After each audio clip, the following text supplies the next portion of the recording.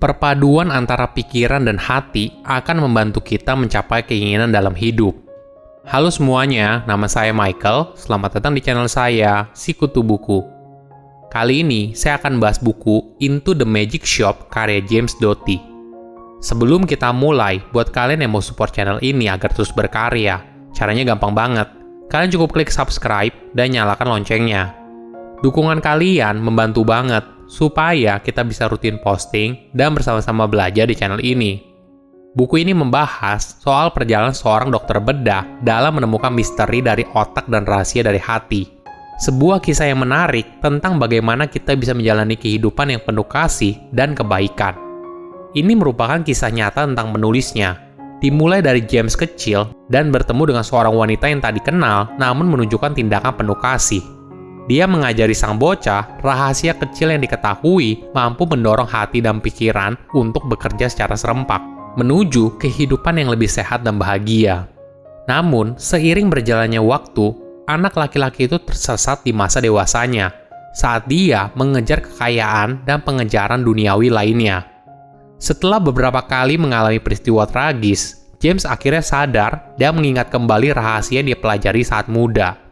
Buku ini diakhiri dengan perasaan penulis yang terbesar tentang pemenuhan hidup yang dicapai melalui tindakan belas kasih dan kebaikan. Saya merangkumnya menjadi 3 hal penting dari buku ini. Pertama, perjalanan mencari kehidupan yang lebih baik.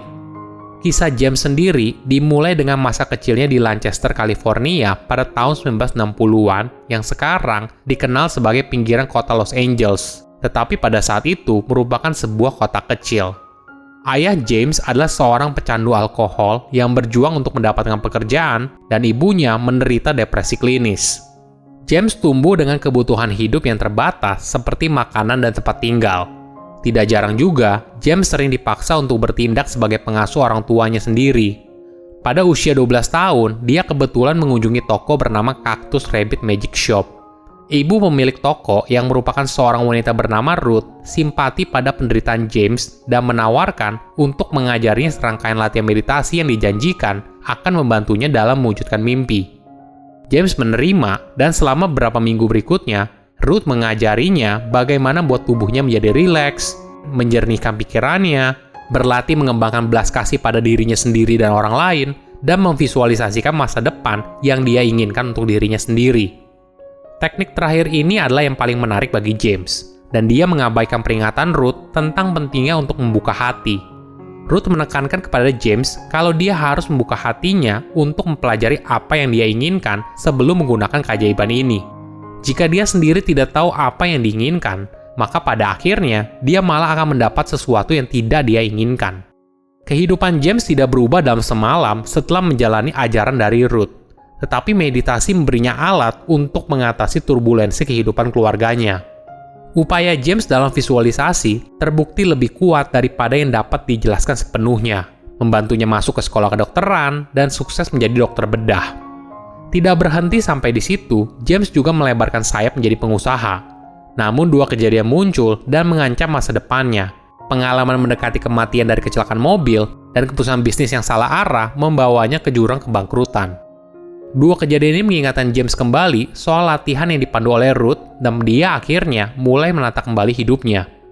Kedua, latihan mencapai apa yang kita inginkan.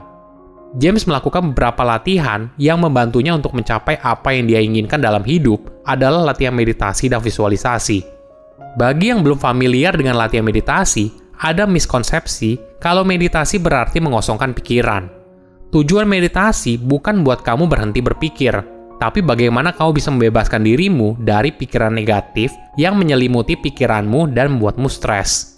Manfaat dari meditasi bisa berasal dari 2 hal, yaitu membuat pikiranmu lebih tenang dan tubuhmu lebih rileks. Proses ini bisa dimulai dari setiap kali kamu duduk, entah itu di kursi atau di lantai. Mulai membuat rileks setiap bagian tubuhmu, mulai dari ujung kaki hingga ujung kepala. Konsentrasikan pikiranmu pada nafas, perlahan tarik dan hembuskan dapat membuat kamu tetap fokus pada tubuhmu dan saat ini tanpa terganggu oleh pikiranmu sendiri. Jangan berkecil hati apabila kamu sulit fokus ketika pertama kali mencoba. Keahlian ini perlu waktu untuk dipelajari dan tidak bisa menjadi ahli dalam semalam. Berikan waktu untuk menjalaninya dengan rutin, dan tanpa kamu sadari, kamu akan merasakan sendiri manfaat dari meditasi dalam hidupmu. Kamu akan sampai ke satu titik di mana ketika ada pikiran negatif yang muncul dan kemudian hilang dengan sendirinya. Sementara pikiran kamu tetap tenang dan jernih. Nah, jika kamu sudah sampai ke tahap ini, barulah kau bisa melanjutkan ke tahap berikutnya, yaitu visualisasi. Ini adalah tahapan di mana kamu berusaha untuk membayangkan diri kamu yang ideal di masa depan, jadi kamu bisa meningkatkan kemungkinannya untuk menjadi kenyataan. Keahlian ini juga butuh waktu untuk dikuasai. Awalnya, mungkin ketika kamu membayangkan dirimu di masa depan, kelihatannya masih buram, seperti kamu melihat dari jendela yang berkabut. Namun semakin sering kamu mencobanya, maka gambaran ini akan semakin jelas di otakmu, dan pada akhirnya, kejelasan ini akan buat kamu merasa masa depan itu terasa begitu nyata dan bisa diraih.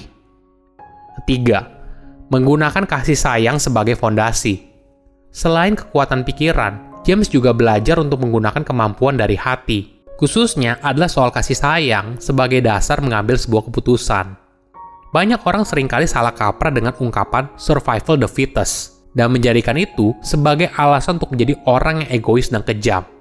Namun jika dilihat sepanjang sejarah, manusia bisa sampai ke titik ini bukan dengan bersikap egois, tapi karena kita punya kecenderungan untuk menjadi makhluk sosial dan membentuk kelompok. Hal ini disebabkan pada dasarnya kita punya keinginan mendasar untuk menjalin hubungan dengan orang lain. Kasih sayang adalah dasar dari keinginan kita dan juga energi pendorong yang menggerakkan insting sosial kita. Menariknya, kasih sayang juga dapat mengaruhi cara kita mengambil keputusan, entah itu keputusan yang berasal dari pemikiran rasional ataupun emosional. Kita mungkin hanya berpikir kalau kasih sayang hanya berhubungan dengan perasaan saja. Namun ternyata, itu juga merupakan dorongan motivasi di balik penemuan besar pada bidang kesehatan dan ilmu pengetahuan.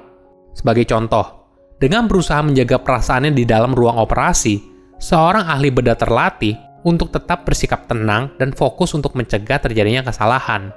Namun hal ini tidak mencegah James yang merupakan dokter bedah untuk merasakan kasih sayang saat melakukan operasi. Dia merasakan dorongan yang kuat untuk menolong pasiennya, bahkan ketika dia harus tetap tenang dan fokus saat bekerja. Kembali lagi pada hubungan antara otak dan perasaan. Seorang wanita yang mengajarkan James soal meditasi, visualisasi, dan kasih sayang, melihat kalau saat itu dia merupakan anak yang penuh dengan masalah.